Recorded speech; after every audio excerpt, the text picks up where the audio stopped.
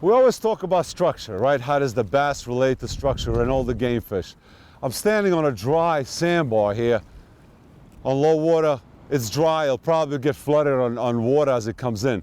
So now, to illustrate the point, you have troughs like this outside where you're gonna be fishing. And even here, when a tide comes in, there's a trough here. Now you're thinking about this is 5-6 inches of water wade right through, but let me just show you what this is. Look how deep this is.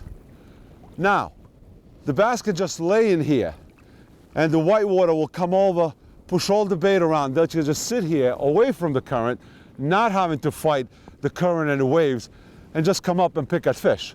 So this is why these troughs are important. Sometimes we look at the trough that says, well, what's the big deal? Well, if the fish lays beneath the trough, it doesn't get affected by the water coming over it. There's almost no current on the bottom. And this is why your plugs, most of the time, are closer to the bottom. And even when they come over the top, they can just zoom right into the water. And this is a beautiful illustration on the dry land of what the water looks where you're casting. As I was talking before, that illustration on a dry beach, we got the same setup here, but we're actually fishing it. You got a sandbar that runs all the way down the shore and it stops right there, and really, really deep water here.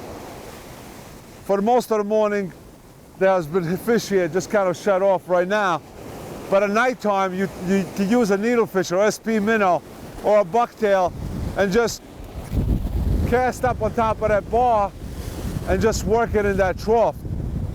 And you should find plenty of fish right in this trough. It's probably about 10 feet deep right now at this tide.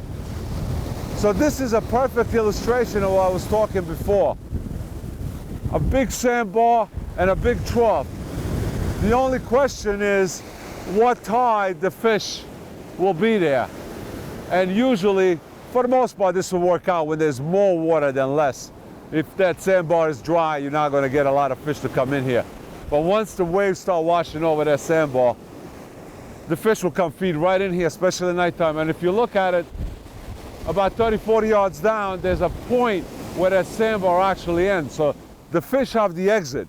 They're not trapped into the sandbar. They can come in here, they can feed.